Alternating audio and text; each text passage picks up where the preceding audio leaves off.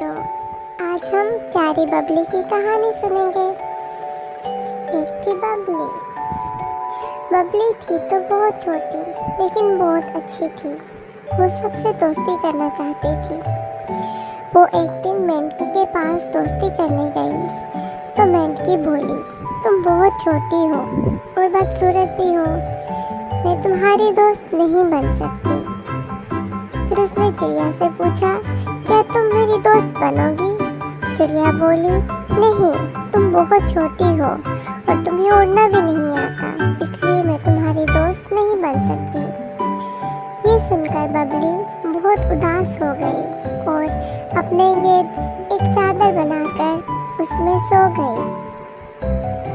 जब उसकी आँख खुली तो उसने देखा कि उसके तो रंग बिरंगे पर निकल आए थे।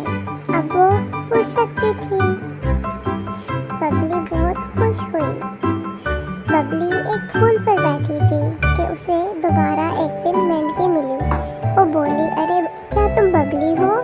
तुम तो कितनी बड़ी और खूबसूरत हो गई हो। लेकिन सिर्फ खूबसूरत होना ही काफ़ी नहीं, तुम्हें दूसरों के काम भी आना चाहिए। ये बात सुनकर बबली सोच में पड़ गई। बबली ने सोचा वो क्या कर सकती है। उसने देखा कि वो जिस फूल पर बैठी थी वो फूल बहुत उदास था।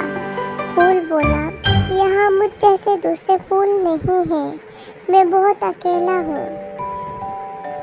बबली ने सोचा वो फूल की मदद कर सकती है। बबली ने झट से उस फूल के बीज उठाए और इधर उधर फैला दिए। अब हर तरफ फूल ही फूल निकल आए थे और फूल बहुत खुश था। बबली ये देखकर बहुत खुश हुई और सुकून से एक फूल पर सो गई। बच्चों, हम सबको भी दूसरों के काम आना चाहिए, इसमें बहुत सुकून